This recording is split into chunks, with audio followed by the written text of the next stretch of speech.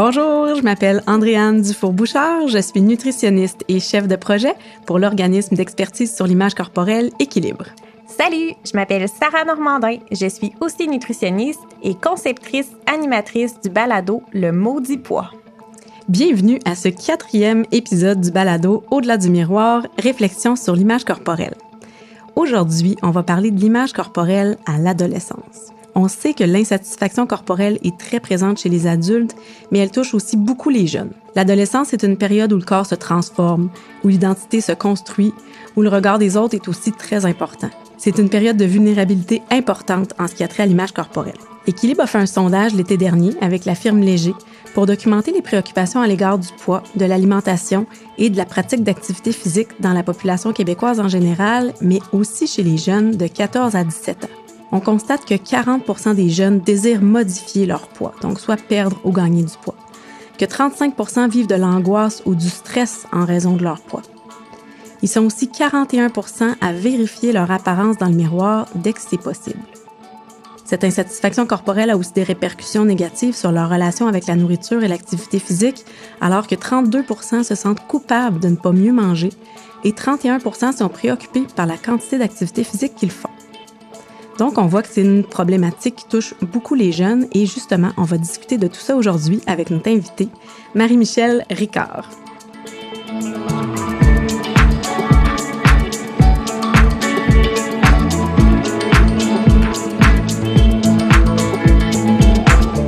Bonjour Marie-Michelle, on est vraiment contente de pouvoir parler avec toi. Allô! Tu as vraiment une super grande expertise sur le sujet, donc j'aimerais ça d'abord si tu pouvais nous parler un petit peu plus de toi, de ton expertise sur l'image corporelle chez les jeunes. Bien, d'abord, merci de l'invitation. Je suis vraiment contente d'être là, moi aussi. Alors, je suis psychoéducatrice, psychothérapeute, puis effectivement, j'ai développé une expertise en termes d'image corporelle et de troubles alimentaires chez la population en général, fait que pas juste chez les ados, chez les adultes aussi. Ça fait un petit peu plus de 11 ans, 12 ans que je travaille auprès de la population. J'ai commencé, en fait, à travailler au niveau des troubles alimentaires, puis je dis souvent, on réalise rapidement à quel point, quand on travaille auprès d'une population qui est touchée par des troubles alimentaires, à quel point la problématique d'image corporelle, elle est présente, puis à quel point c'est important d'aller comprendre comment ça fonctionne, l'image corporelle, parce que c'est une spécialisation en soi. Puis à quel point, finalement, tout le monde est touché par des problèmes d'image corporelle à différents niveaux. Fait que pas nécessairement à la même intensité, mais il faut comprendre comment ça fonctionne. Puis ça m'intéressait vraiment beaucoup. Comment on développe ça, une image corporelle? Comment on développe des problèmes d'image corporelle? Comment ça fonctionne, ça, la stigmatisation liée au poids? Alors, j'ai cofondé avec une collègue une clinique en Outaouais, la clinique Imavie, qui est spécialisée à ce niveau-là, entre autres. J'ai écrit des livres, j'en écris encore d'ailleurs, alors j'en ai plusieurs à mon actif pour outiller les gens. J'ai vraiment un grand souci de transmettre des connaissances, d'aider les personnes pour que justement on puisse comme repartir avec des outils. On va en reparler tantôt, je pense. Fait que je travaille depuis plusieurs années comme ça auprès du public. J'offre des conférences, des formations pour former aussi les professionnels pour qu'on puisse, pour qu'on puisse vivre en paix avec notre corps, pour qu'on puisse être dans une relation beaucoup plus harmonieuse avec notre corps, parce que je pense sincèrement que ça se peut. Puis est-ce que tu trouves qu'on parle assez d'image corporelle chez les jeunes? Pourquoi c'est important pour toi particulièrement d'aborder cette thématique-là chez les jeunes? Je pense qu'on en parle davantage. Je pense qu'on n'en parle pas assez encore. Je pense que ça fait peur encore d'en parler. Je pense que c'est un sujet qui est délicat. Alors, je pense qu'on a un peu peur d'en parler. Mais définitivement, si c'était juste de moi, on en parlerait beaucoup plus jeune. On commencerait avec les tout petits. D'ailleurs, quand j'ai commencé à sensibiliser, j'ai commencé avec les éducateurs et éducatrices en CPE. C'était vraiment ma clientèle cible parce que c'est là où est-ce qu'on observe que ça commence l'insatisfaction corporelle. Ceci étant dit, avec les jeunes, donc à l'adolescence, on le sait qu'il se passe quelque chose d'extraordinaire, d'une part, mais les jeunes nous diraient « Ah ouais, hein, extraordinaire, ouais, pas tant, hein? » Finalement, des fois, ça peut être assez épeurant, assez chamboulant. Il y a tellement de changements corporels. Il y a des vagues d'émotions. C'est très chamboulant, justement, l'adolescence. Puis au niveau de l'image corporelle, c'est des changements importants. Puis on vient à en être perdu. Comment je peux faire face à ces changements-là? Qu'est-ce que la puberté va faire à mon corps? Comment est-ce que je peux retrouver un sentiment d'équilibre? Comment est-ce que je peux m'adapter à tous ces changements-là? Alors, je pense que s'il y a une période où est-ce que c'est fondamental de s'adresser à une population, de sensibiliser les parents, les professionnels, c'est définitivement à l'adolescence. Tout à fait. Puis là, depuis le début de l'épisode, on parle de l'image corporelle, mais je pense que ce serait important de définir ce que c'est exactement, ce qu'on entend. Puis toi, Marie-Michel, tu as une façon toute à toi, particulière de l'expliquer. J'aimerais ça que tu partages ça à nos auditeurs, auditrices.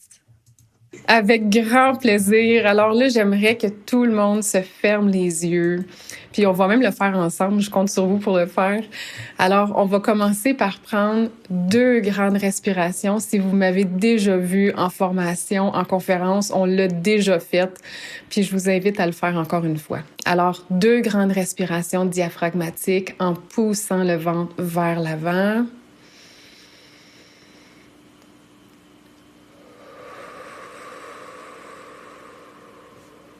Une autre fois.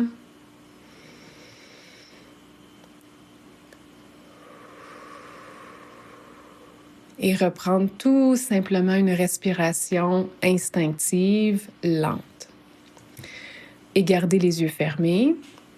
Vous allez vous imaginer devant votre miroir, nu de préférence. Et vous allez laisser s'activer instinctivement les pensées qui s'activent dans votre tête, les émotions, les sensations physiques, peut-être des comportements que vous auriez envie de mettre en place.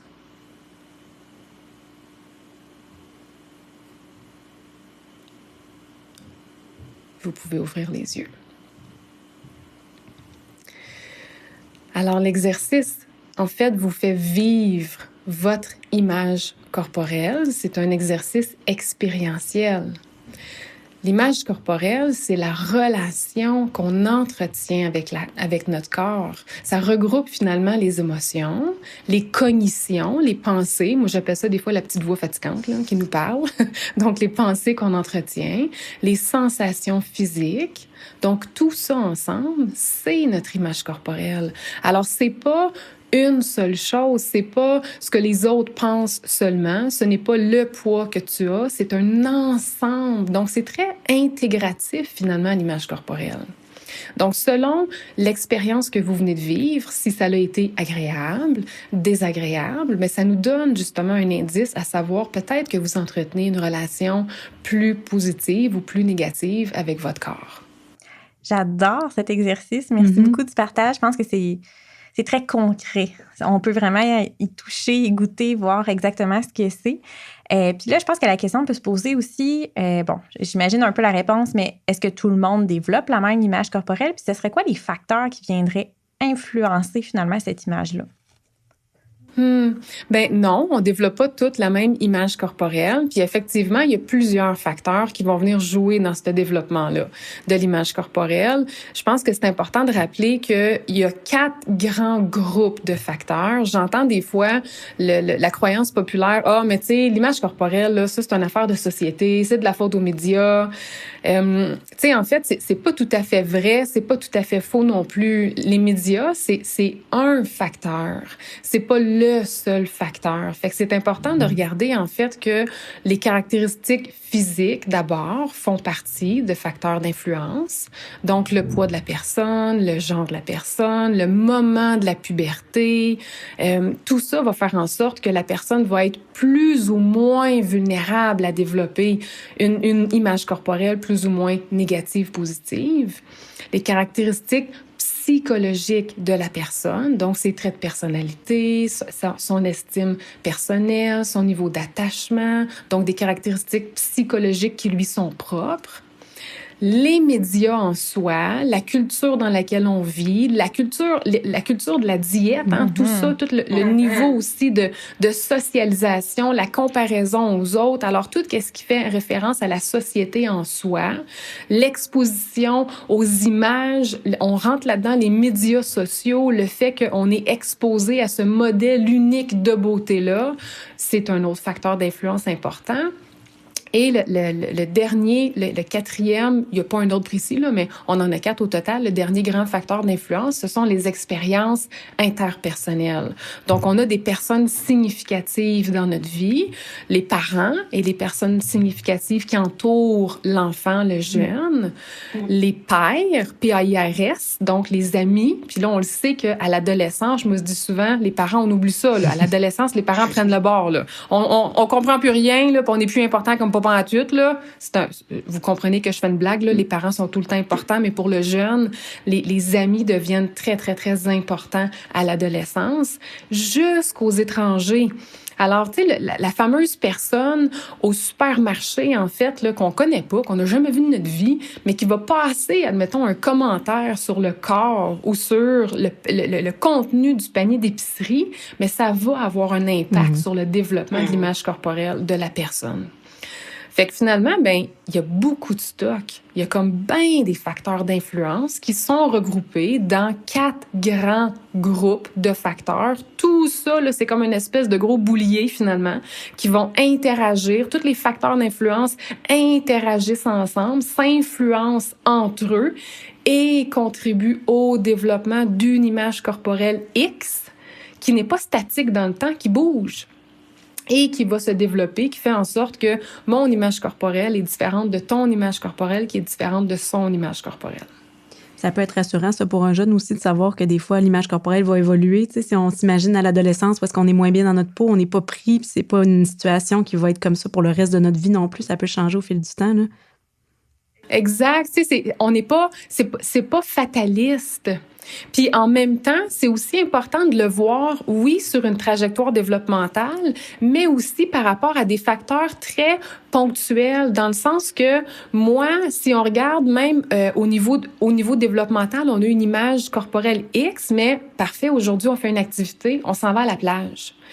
On a une image corporelle X, mais écoute, on s'en va à la plage, le hasard fait en sorte que tout le monde à la plage a un corps qui correspond au modèle unique de beauté. Et ça me confronte vraiment beaucoup, mais c'est sûr que ça va avoir un impact sur mon image corporelle.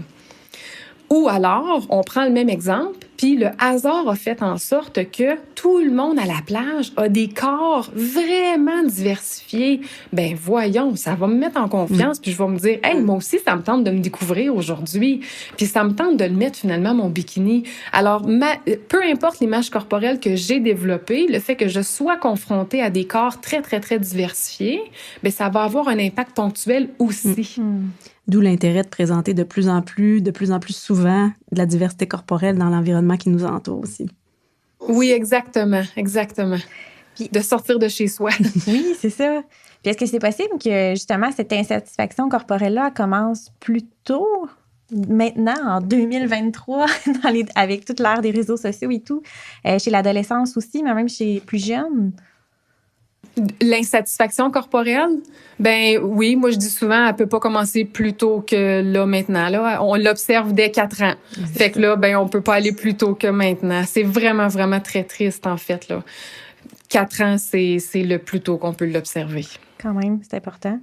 Puis, est-ce que, justement, cette insatisfaction corporelle-là, cette image corporelle-là qui est négative, si on revient un peu à l'adolescence, c'est certain que c'est pas sans conséquence. Est-ce que tu pourrais nous en parler? Oui, parce que justement, des fois, j'entends, mais c'est-tu si pire que ça? Tu es en train de dire finalement que les statistiques sont vraiment très élevées. Tout le monde, jusqu'à un certain point, est insatisfait de son corps. Fait que c'est si pire que ça, là? C'est-tu vraiment si grave, là? Y a-tu vraiment quelque chose à faire? Pourquoi qu'on laisse pas ça de même, là? Parce que là, à un moment donné, il y a pas grand-chose à faire, là. Faut faire attention à ce discours-là parce que, en fait, oui, il y a quelque chose à faire. Puis, oui, les risques sont présents. Il y a des risques réels réel à présenter de l'insatisfaction corporelle. Si on laisse ça en plan, il y a des risques considérables à présenter de l'insatisfaction corporelle. Alors, le jeune qui va présenter de l'insatisfaction corporelle est beaucoup plus à risque de présenter une faible estime de lui-même, des symptômes anxieux, des symptômes dépressifs, des symptômes d'évitement, un trouble des conduites alimentaires, des résultats scolaires plus faibles à l'école. Alors, on est comme en train de dresser un portrait au niveau développemental assez triste et on est en train de développer finalement l'inverse de ce qu'on travaille. Quand on travaille en prévention, ben c'est pas ça qu'on veut.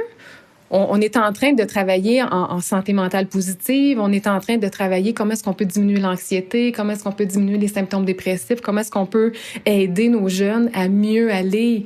Alors, l'image corporelle est définitivement un point de départ très, très, très important. Il faut qu'on prenne soin de l'image corporelle. C'est vraiment, vraiment très important. Donc, faut pas banaliser finalement puis dire oui, il y aura peut-être aussi une espèce de malaise à en parler. Je sais pas trop comment gérer ça. Fait qu'on va banaliser puis ça va passer comme le reste. L'adolescence, c'est une période difficile puis bof, OK. Mais on se rend compte que non, tu sais, c'est pas le cas finalement, là. Je pense que oui. Je pense que tu as un point très important.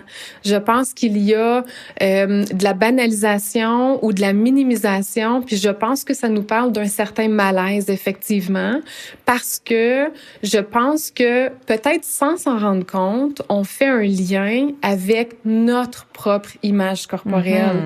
Je pense qu'à un certain niveau, ça me confronte beaucoup. Si je prends soin de ton image corporelle, il va falloir que je prenne soin de mon image corporelle, puis ça me tente peut-être pas.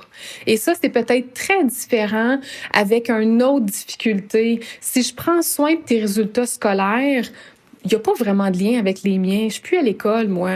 J'ai pas besoin de prendre soin de mes résultats scolaires, moi. Je peux mettre quelque chose en place avec tes difficultés à toi sans faire de transfert sur moi. C'est une hypothèse là, que je fais. Mais par rapport à l'image corporelle, on le sait qu'il y a un lien. On sait que l'adulte doit agir comme modèle. Alors, je pense que c'est très difficile pour certaines personnes d'agir comme modèle, puis que ça pourrait, je parle au conditionnel, que ça pourrait présenter une certaine difficulté et que ça nous parle d'un certain malaise qui est présent. Oui. Puis justement, on parle de malaise, on parle d'émotifs, émotions. J'imagine qu'il y a quand même un lien quand même important entre l'image corporelle et justement la fameuse gestion des émotions. Oui, effectivement. Tu sais, je pense qu'à l'adolescence, juste au niveau émotif, ça peut être extrêmement difficile. C'est pas tous les adolescents qui vont vivre émotivement leur adolescence difficilement, sauf que au niveau des émotions, ça peut être très difficile de savoir naviguer. Des fois, au niveau de l'intensité, c'est difficile. Ça l'arrive, l'émotion s'active rapidement. On a de la difficulté à identifier qu'est-ce qui se passe. Puis il y a un lien entre l'image corporelle et les émotions. Tu sais, l'image corporelle, je disais tantôt que ça a un lien avec les sensations qui se passent dans mon corps, avec l'identification. Est-ce que je suis capable d'identifier ce qui se passe dans mon corps? Est-ce que je suis connectée à ce que mon corps me dit? Est-ce que je suis capable d'identifier mes besoins corporels? Ben, mon corps, finalement, il m'envoie des messages. Il m'envoie des messages de besoins. Mais c'est ça, des émotions. Des émotions, c'est je t'envoie des besoins satisfaits ou insatisfaits. Alors, si j'ai une image corporelle négative, c'est très difficile pour moi d'être connectée à mes besoins. Alors, ça va être très difficile pour moi de gérer mes émotions. Les deux vont de pair, les deux vont ensemble. Alors, si je travaille mon image corporelle, ben en même temps, sans trop m'en rendre compte, ça va m'aider à gérer mes émotions. Et de la même façon, apprendre à gérer mes émotions va m'aider aussi à travailler mon image corporelle. Ça va ensemble, en fait. Quand on travaille un, on travaille l'autre. Tu parlais du lien entre les émotions puis l'image corporelle, mais aussi le lien entre l'image corporelle et la relation avec la nourriture, l'activité physique. Tu parlais d'être déconnecté. Probablement que si on est déconnecté de nos émotions, on est aussi déconnecté des autres besoins de notre corps, plus en termes alimentaires ou de pas écouter si on est fatigué ou d'autres genres de besoins comme ça. Exact, parce que dans le fond, le corps, là, ça l'envoie plein de sortes de besoins, ça l'envoie plein de sortes de messages. Fait que dans le fond, qu'est-ce que mon corps m'envoie comme message? Est-ce que j'ai faim? Est-ce que j'ai plus faim? Est-ce que je suis fatiguée? Est-ce que j'ai besoin de rapprochement? Est-ce que j'ai besoin que tu me laisses tranquille? Est-ce que j'ai besoin de douceur? Alors, est-ce que j'ai besoin de bouger? Est-ce que j'ai besoin de tranquillité? Alors, dans le fond, on est dans des besoins émotifs, des besoins de liens sociaux, des besoins d'alimentation. Fait qu'on est en train de faire un lien. Quand on parle de rapport à son corps, l'image corporelle, quand que je parlais que c'était un concept intégratif, là, on est en train de voir à quel point c'est global. Là. Il y a beaucoup de choses là-dedans. C'est pour ça que oui, il y a un lien avec l'alimentation. Oui, il y a un lien avec l'activité physique. Oui, il y a un lien aussi social. C'est pour ça que là, à l'adolescence, on va probablement avoir un lien avec les amis. On va probablement aussi avoir un lien avec les premières relations amoureuses.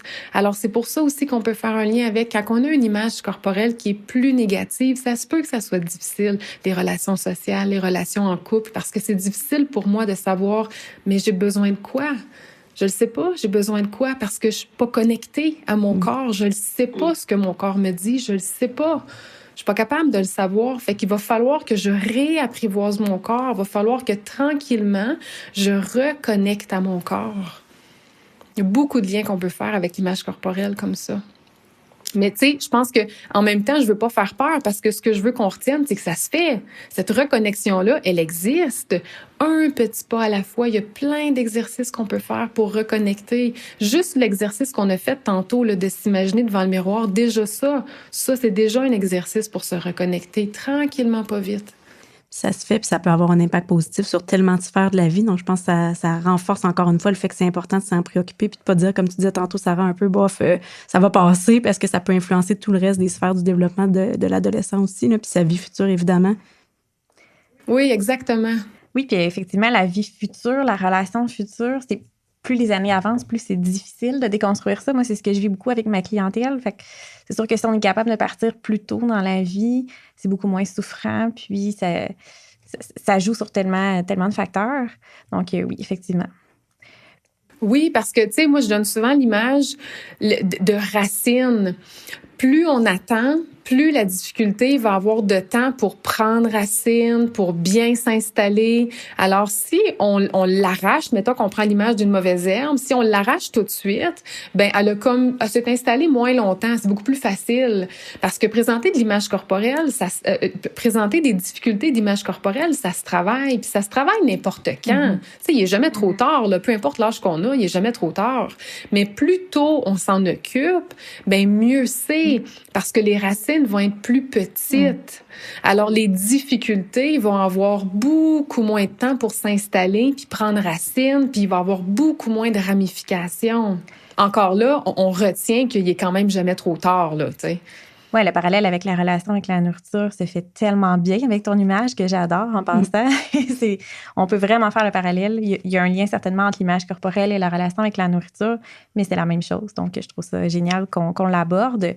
Tantôt, on disait qu'il y aurait peut-être une augmentation de l'insatisfaction corporelle plus tôt dans la vie versus les dernières années. Est-ce qu'on pourrait dire que justement, l'époque dans laquelle on vit, où les réseaux sociaux font maintenant partie du quotidien des jeunes, on sait que les réseaux sociaux, ça peut être un bon moyen de s'informer, de communiquer, de se divertir, mais on sait aussi qu'ils peuvent être associés à une image corporelle plus négative, justement à cause de la fameuse exposition à des corps parfaits, l'utilisation des filtres aussi qui entretiennent cette quête-là de la perfection. Comme parents, comme éducateurs, comme personnes gravitant autour des adolescents, comment est-ce qu'on peut les accompagner pour qu'ils apprennent à retirer le meilleur des réseaux sociaux en nuisant pas finalement à leur fameuse image corporelle? C'est vraiment une grosse question parce que, tu sais, à l'adolescence, plus on contrôle puis plus on démonise quelque chose, moins ça va marcher. Fait que si on arrive avec nos gros sabots puis on dit les réseaux sociaux, c'est vraiment pas bon, jette-moi ça, ben ça marchera pas. En même temps, on le sait, étude après étude, que les médias sociaux, particulièrement ceux qui sont centrés sur l'apparence, ça a vraiment des effets néfastes sur l'image corporelle. Alors, il faut faire attention. Il faut diminuer notre temps passé sur les réseaux sociaux. Ceux définitivement centrés sur l'apparence. Alors, j'ai l'impression que on peut travailler en arrivant par la gauche et en arrivant par la droite, c'est-à-dire de différentes façons. On peut faire l'éducation, comme l'impression que ça va faire son bout, ça. Fait qu'on en fait un petit peu, puis après ça, on a fait notre speech, puis ça va finir là. Je pense qu'on serait beaucoup plus gagnant à offrir quelque chose de différent, c'est-à-dire qu'est-ce que tu dirais en fin de semaine, on s'en va faire du ski? Qu'est-ce que tu dirais en fin de semaine, on s'en va au cinéma? Qu'est-ce que tu dirais ce soir, on s'en va faire telle activité? Alors, favoriser des activités autres en famille. Pas dire « fais moins ça ». Pas juste dire « diminue ton temps passé devant les écrans » parce que ça va faire son bout puis ça marchera pas. C'est important de sensibiliser, là, mais alors offrir du temps en famille, le lien est tellement important. Il faut désinvestir le temps passé devant les écrans. On n'a pas le choix, là. On est en 2023, on le dit, on va se revoir dans 10 ans, là, puis si on n'est pas rendu là, on va se le redire encore. Je vous le dis, là, c'est ça qui s'en vient, on n'a pas le choix. Ceci étant dit, il y a quand même du bon au niveau éducatif. Alors, au niveau des réseaux sociaux, quelque chose qu'on peut retirer de bon, c'est le côté éducatif. Alors, c'est tellement... surtout à l'adolescence, où est-ce que, à l'adolescence, mais à n'importe quel âge, en fait, là, il pleut d'informations. Et de mésinformations et de désinformations. Alors, c'est tellement facile de se perdre. Alors, on écoute qui? On écoute quoi? Alors, justement, un organisme comme Équilibre, des professionnels comme toi, Sarah, comme moi, des professionnels comme ça, qui donnent de l'information, où est-ce qu'on sait qu'on peut faire confiance? Je pense que des abonnements comme ça peuvent faire une différence, peuvent contrebalancer. Alors, ça peut faire partie de notre discours pour dire, écoute, j'aimerais te parler, voici des organismes ou des professionnels, où est-ce que tu pourrais justement t'abonner, où est-ce que on n'est pas dans des publications où la comparaison est encouragée. On n'est pas dans des publications de corps, on est dans des publications d'éducation, c'est très différent. Alors, même si, exemple, on est sur Instagram qui est un média social où est-ce que la comparaison de corps est encouragée, c'est pas ça qu'on offre comme publication. Alors, on est en train de contrebalancer, on offre quelque chose de très différent. On peut aussi encourager une utilisation. Souvent, je parle d'utiliser un fil d'actualité très, très différent, puis d'aller voir quelque chose comme la faune, la flore, les arts divers. Alors, d'utiliser différemment son fil d'actualité. Donc, de sortir, même si, oui, la diversité corporelle est importante, ça demeure axé sur les corps. Donc, on est encore en train de mettre une importance sur l'apparence, sur le corps. Et on le sait que pour développer une image corporelle positive, à un moment donné, il va falloir décentrer là, du corps. Il va falloir se dire, il y a comme d'autres choses qui existent dans la vie, là, comme la nature. Alors, d'utiliser les réseaux sociaux à d'autres fins, ça aussi, ça existe. Fait que ça peut faire partie de notre éducation, mais surtout du modèle. Parce que je pense que c'est ça aussi où est-ce qu'il faut se rappeler. Le parent, c'est un modèle. C'est pas juste comme une bouche qui parle. Parce que la bouche qui parle, là, elle va prendre le bord très, très, très rapidement. Mais si je peux me permettre, moi, dans mon temps, puis je suis pas si vieille que ça quand même, là, mais les réseaux sociaux sont arrivés après le secondaire dans ma vie, donc je ne suis pas encore officiellement maman, mais je regarde mes amis, les mamans d'adolescentes autour de moi qui n'ont pas vécu dans cette ère des réseaux sociaux avant aujourd'hui. C'est quand même un challenge d'apprendre, premièrement, nous-mêmes à gérer ces réseaux sociaux-là parce qu'il faut faire le travail, je pense, sur nous avant pour pouvoir ensuite être un modèle. C'est quand même un défi là, qui est présent, là, si je peux me permettre.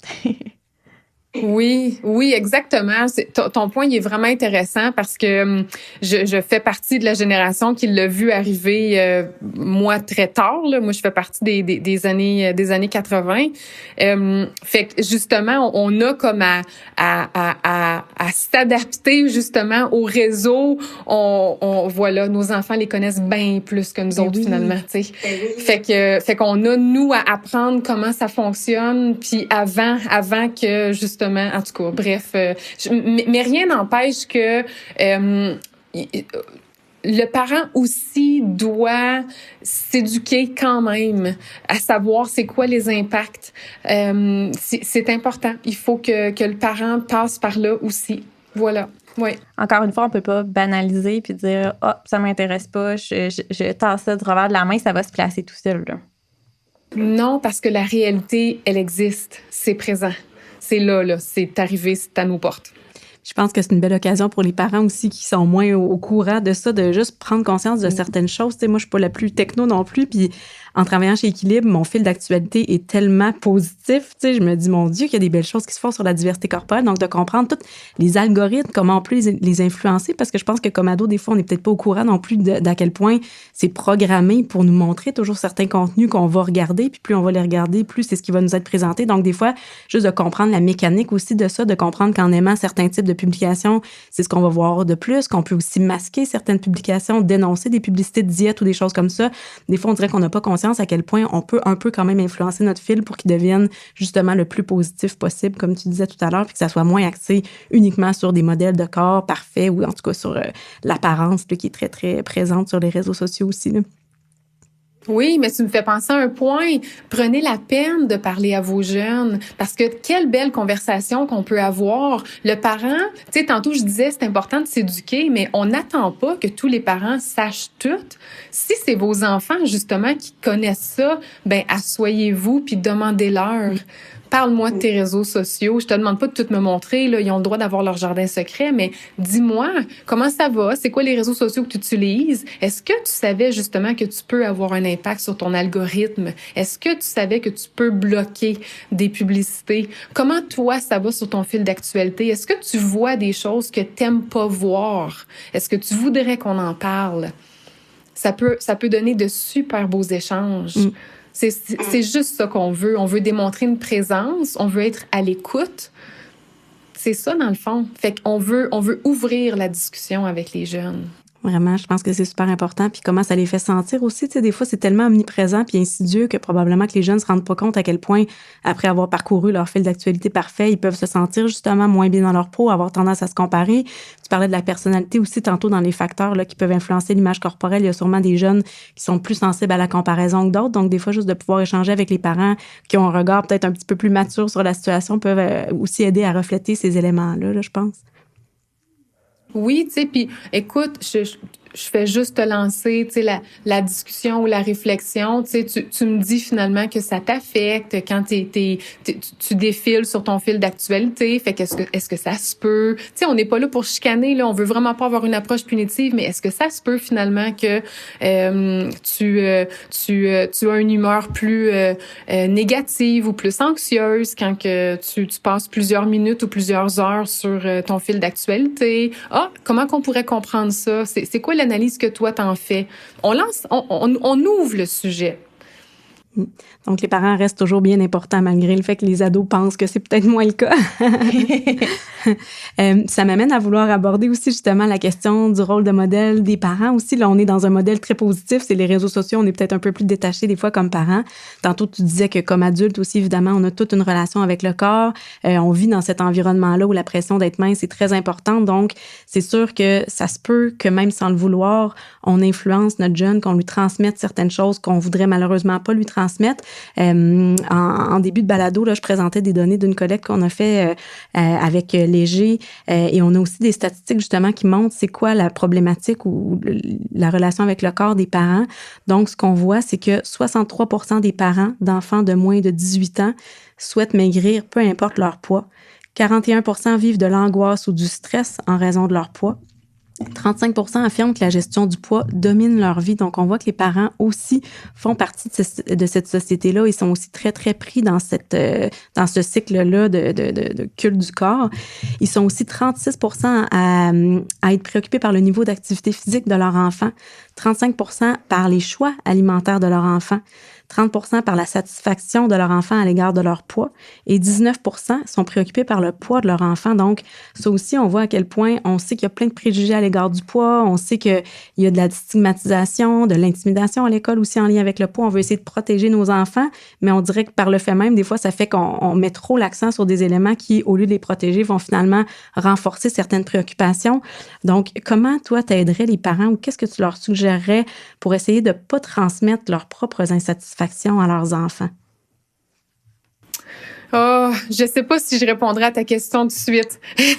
Parce que j'ai le goût, en fait, de réagir juste un petit peu aux statistiques. Parce que, tu sais, ce que j'entends en même temps, là, c'est à quel point c'est présent.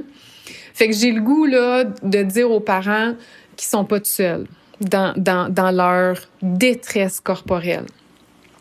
En même temps, ce que j'entends dans ces statistiques-là, c'est à quel point ils veulent pas que leurs enfants vivent la même chose qu'eux autres vivent.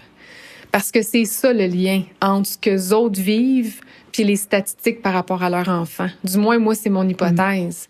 C'est ça, en fait. Quand on vit de l'insatisfaction à ce point sur son propre corps, puis qu'on devient préoccupé par rapport, parce que là, c'est pas des statistiques d'insatisfaction chez les jeunes que vous ressortez, c'est je suis préoccupé par rapport au comportement alimentaire de mon enfant, je suis préoccupé par rapport au poids de mon enfant. Fait que le lien que je trouve qu'il y a à faire entre les deux, c'est je veux donc pas que mon enfant se développe comme moi je me suis développée.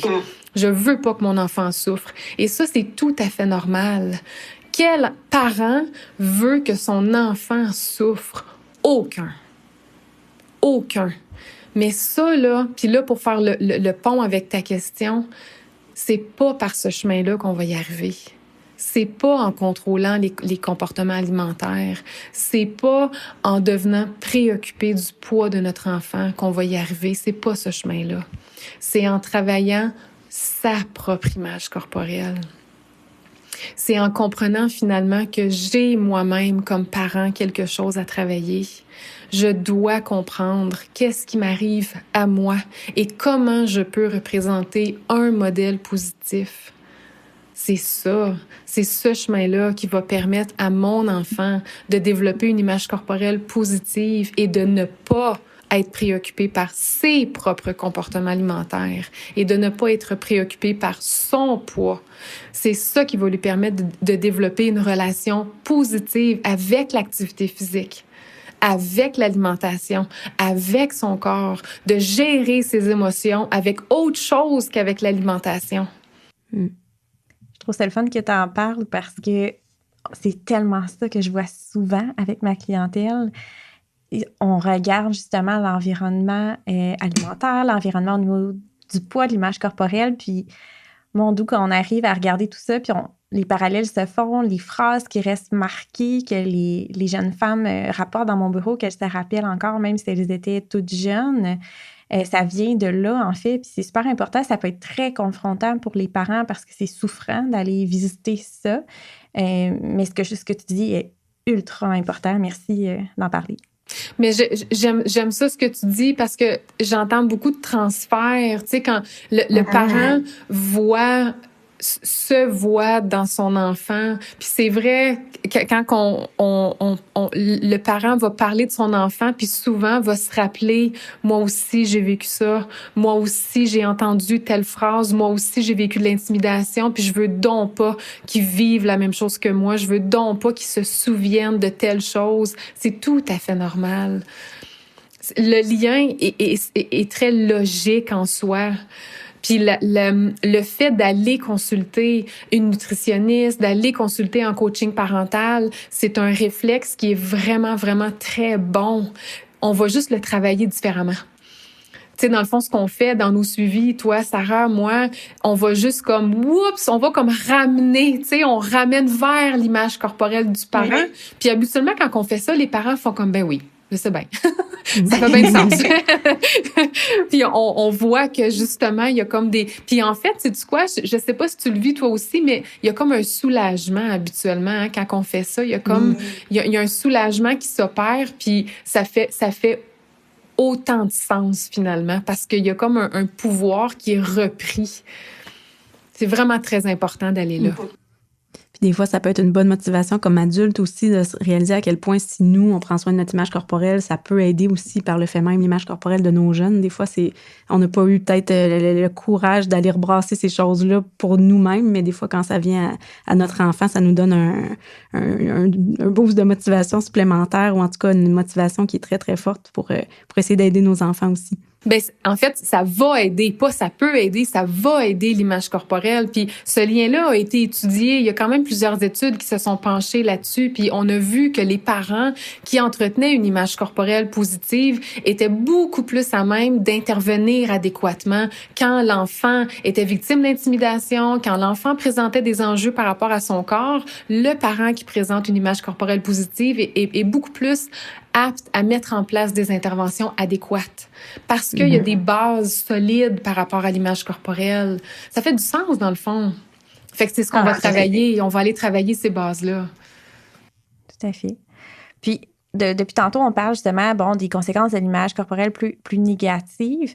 Mais si on est un parent ou un proche gravitant autour de l'adolescent, comment on fait pour différencier ou savoir que l'adolescent a une image corporelle plus négative versus une image corporelle qui serait plus positive? Ce serait quoi les trucs, les outils, les petits red flags à voir finalement à observer? Ouais, les manifestations dans le fond, ben tu sais, tantôt on parlait de rapport au corps, rapport à l'alimentation aussi. Fait que dans le fond, un jeune qui a une image corporelle qui est plus négative, on va observer des émotions en lien avec le corps qui sont plus désagréables. Donc là, c'est pas une checklist là. Donc ça va dépendre évidemment du jeune, mais on peut s'attendre à peut-être de la colère qui est exprimée envers le corps, de la tristesse, de l'anxiété par rapport à son corps.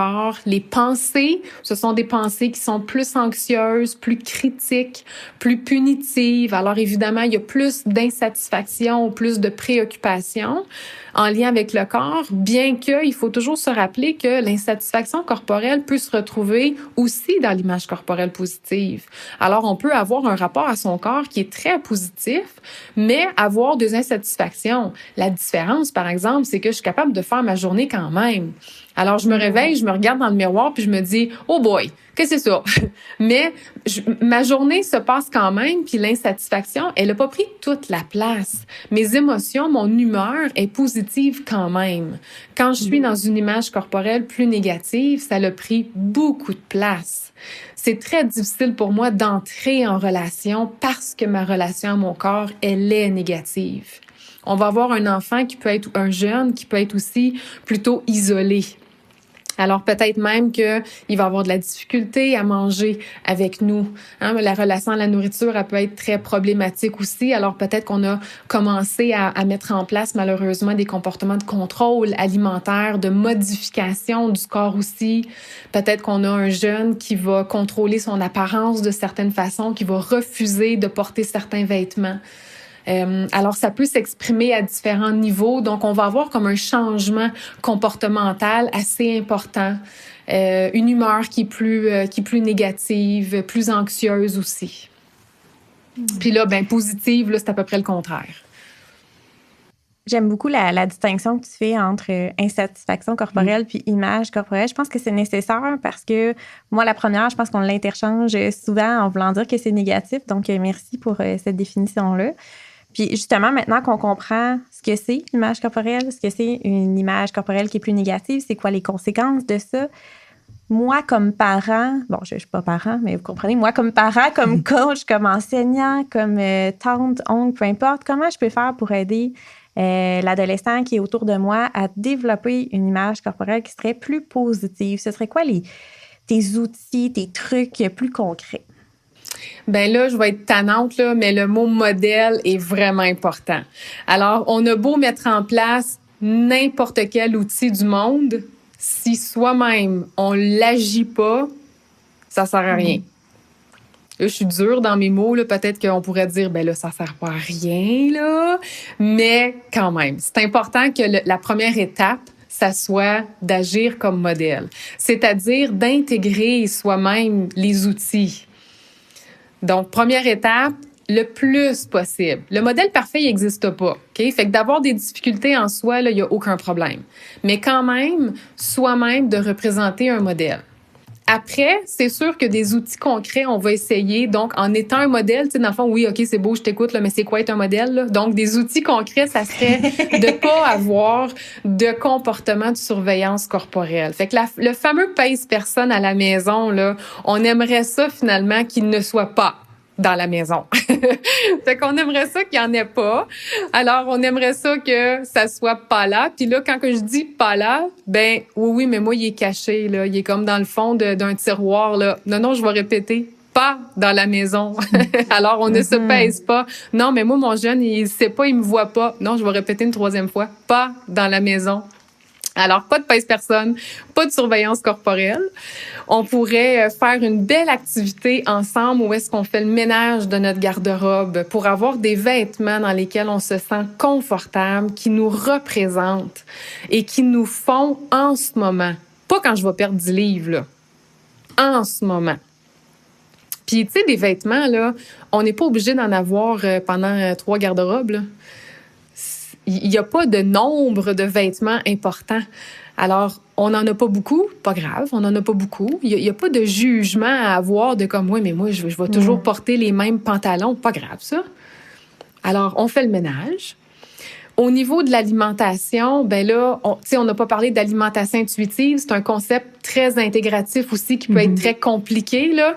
Mais quand même, on essaie de développer une alimentation intuitive qui correspond aux besoins du corps, qui parle aussi de gestion adéquate des émotions, qui parle de bouger pour le plaisir, donc de respecter son corps aussi. On dénonce toute stigmatisation par rapport au corps. Donc, on recadre quand on reçoit des commentaires sur le corps, sur l'alimentation. Puis je le sais que c'est difficile, mais on se permet de dire « Je n'accepte pas de commentaires sur mon poids. Mon corps se développe à sa façon. Mon enfant, le corps de mon enfant se développe à sa façon. » Ça, je trouve ça intéressant parce que je l'entends souvent. Comment je réagis face à le grand-parent ou la tante ou qui est plus dans, disons, la culture des diètes parce que c'était ça dans leur temps qui était très présent. Puis c'est pas une mauvaise intention, mais je l'entends souvent. Sarah, comment je réagis? Est-ce que je le laisse passer puis j'ai une discussion avec mon jeune après ou j'interviens tout de suite? Bien, je pense qu'il n'y a pas une façon parfaite de réagir. Je pense que ça serait important de regarder c'est quoi le lien que j'ai avec cette personne-là. Fait que des fois, on est dans des familles où est-ce qu'il y a beaucoup d'humour. Alors, on va prendre la porte de l'humour. Des fois, on a des familles où est-ce que c'est très, très, très, très différent. Fait que là, je peux donner différents exemples. Admettons qu'on est dans une famille qui a beaucoup d'humour. Ben, on pourrait dire, hey, là, ma tante Georgette, je le sais, là, que dans ton temps, c'était de même, là, mais là, à ce temps, c'est plus de même.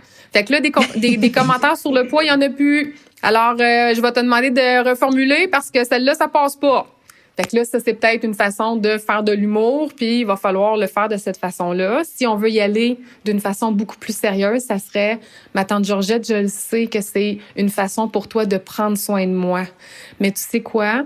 Cette phrase-là, par exemple, ça prend pas soin de moi, puis j'aimerais ça qu'il y en ait pas de commentaires sur le poids. » C'est tout.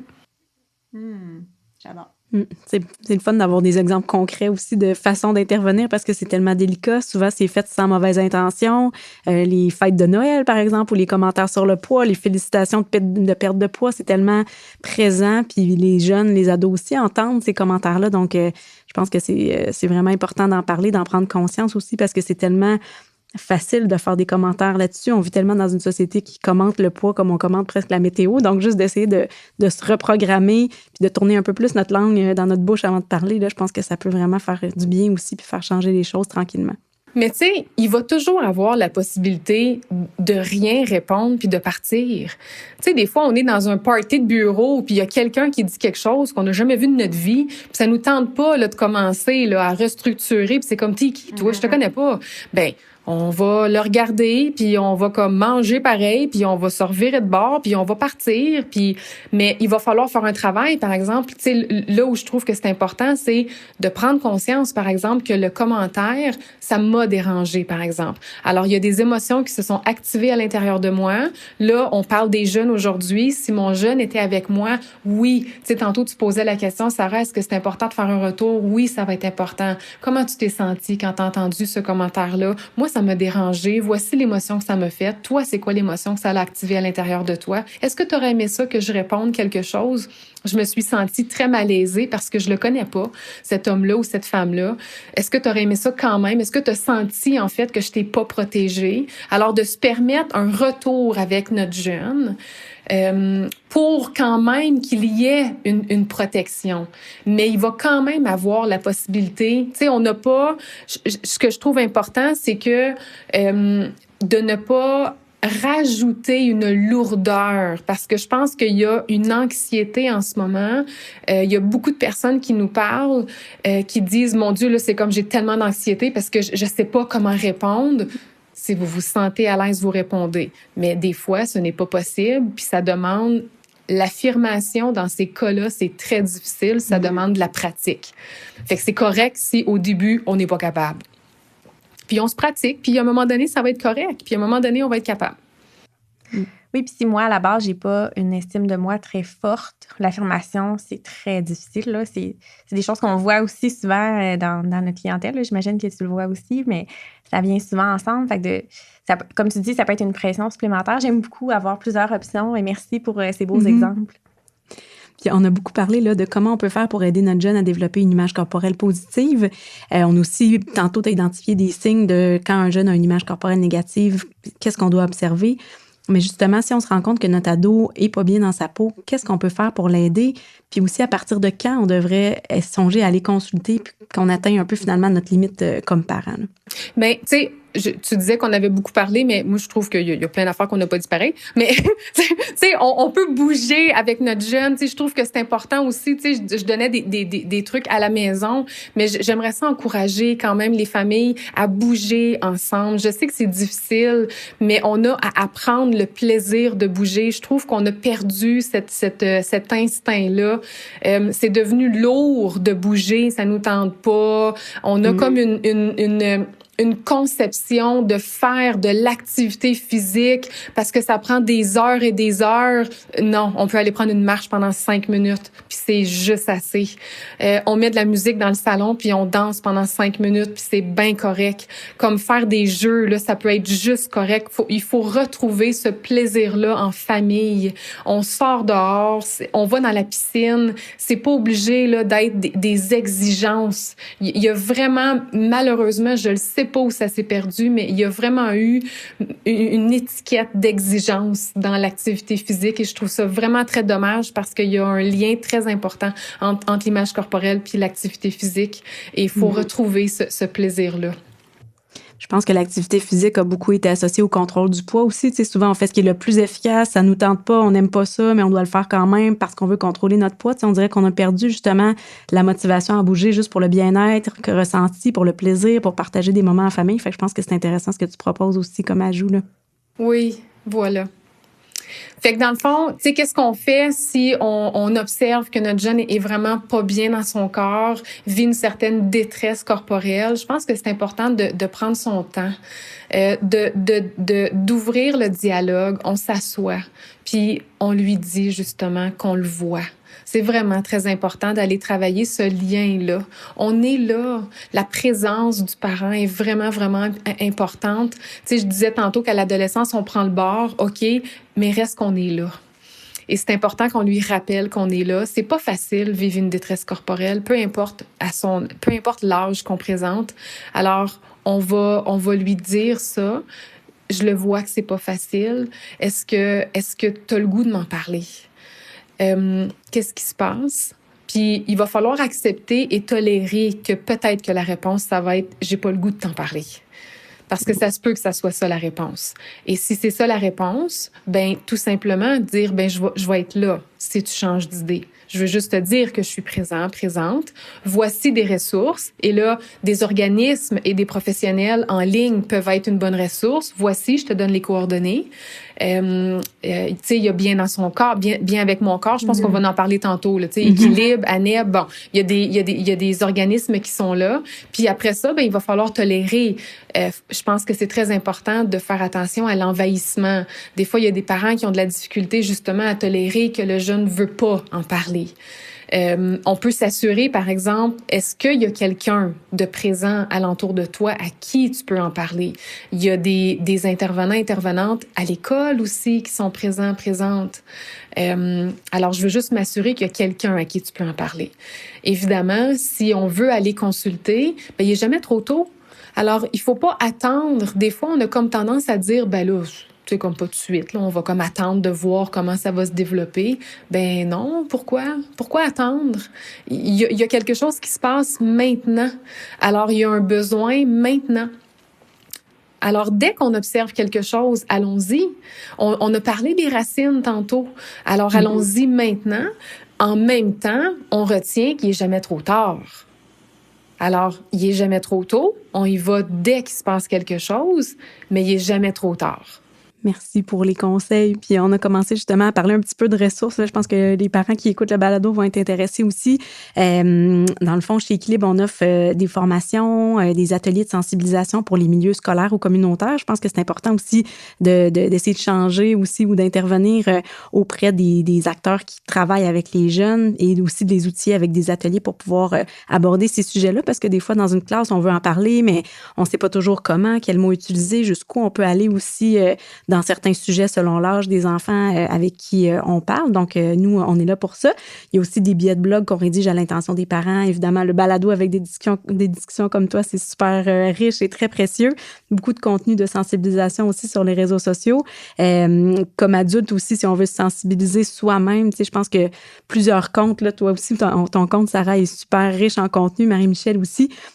Mais est-ce que tu voudrais aussi, toi, nous parler un peu plus là, des contenus que tu as rédigés? Tantôt, tu as parlé de livres. Je sais que tu as fait d'autres balados. Tu as commencé à nommer d'autres ressources. Donc, c'est le moment de s'éduquer et de savoir où regarder finalement si on veut aider notre ado à développer une image corporelle plus positive et si nous-mêmes, on veut essayer de faire du chemin un peu. Ben alors, c'est sûr que Équilibre demeure un organisme assez important. Il y a ANEB Québec, qui est plus spécialisé au niveau des troubles alimentaires, mais qui offre quand même certaines ressources au niveau de l'image corporelle. Bien avec mon corps, qui est spécialisé au niveau de l'image corporelle chez les jeunes. Et il y a la Fondation Jeunes en Tête, où est-ce que je développe La Fondation Jeunes en Tête, en fait, c'est spécialisé chez les jeunes, mais pas juste au niveau de l'image corporelle. Ils ont beaucoup de termes, mais où est-ce que moi, j'ai développé la section de l'image corporelle. Et ils ont justement des outils autant pour les jeunes, pour les parents et pour les écoles. Alors ça peut ressembler un petit peu aussi à ce que vous développez. Les outils sont différents, par exemple. Fait que je pense qu'il faut vraiment aller surfer là, pas mal partout. Tout est disponible en ligne en fait.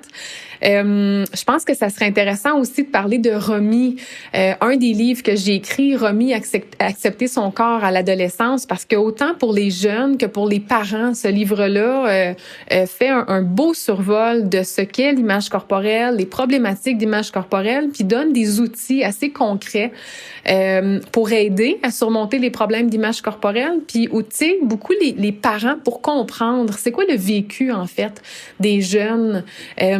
Fait que le parent qui voudrait comprendre qu'est-ce qui se passe chez mon jeune, comment est-ce que je peux le soutenir, puis comment, tu sais, voir un peu le vécu de l'intérieur. Ce livre-là peut vraiment être utile.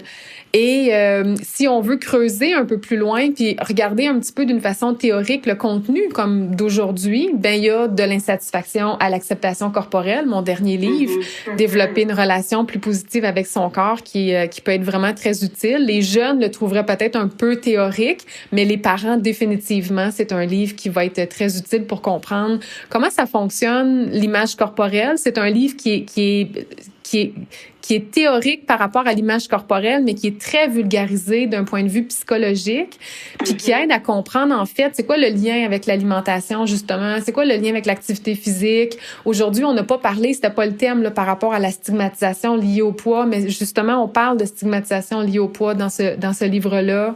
Alors, c'est un autre outil. Fait que ça fait un survol de quelques... Évidemment, tu sais, tous les professionnels, là, comme Sarah, toi, ton balado, t'as plein d'épisodes là, qui sont vraiment très utiles. Je pense qu'il faudrait comme écouter et réécouter. Là, t'as des professionnels là, qui t'as un portrait assez large de plusieurs thèmes. Là, fait que... Dont toi qui es venu. C'est vrai, on est venu, on s'est vu. Oui. Mais tu sais, je pense qu'en allant voir justement toutes ces ressources-là, après ça, c'est comme une espèce de pan, tu sais, qui va comme en allant voir, mettons, toi, c'est quoi les ressources? Quelles ressources que toi, auxquelles tu réfères? Après ça, tu sais, équilibre, quelles ressources que vous référez. Après ça, tu sais, je pense que là, on va avoir une espèce de portrait super large parce qu'il y a comme, c'est limité les ressources au Québec, mais on commence quand même à en avoir pas mal, pas pire, là. Fait que on commence à en avoir, là, des pas mal bonnes, là. Oui. Tu parlais de stigmatisation tantôt. Il y a Édith Bernier aussi qui vient de lancer un nouveau livre, là, Grandir sans grossophobie, favoriser une image corporelle saine chez nos enfants. Donc, c'est un livre vraiment pour les parents aussi. Je pense que ça peut être un beau complément, là. Exactement, oui. Alors, ça serait déjà terminé pour notre épisode avec toi, Marie-Michel. Merci. On aurait pu continuer à se parler encore vraiment très, très longtemps. C'était super intéressant. C'était vraiment concret. Je pense que c'était déculpabilisant aussi pour les parents qui nous écoutent. Vous avez aimé les contenus abordés dans ce balado et vous voulez continuer d'en apprendre plus sur tout ce qui touche à la relation avec le corps, la nourriture et l'activité physique.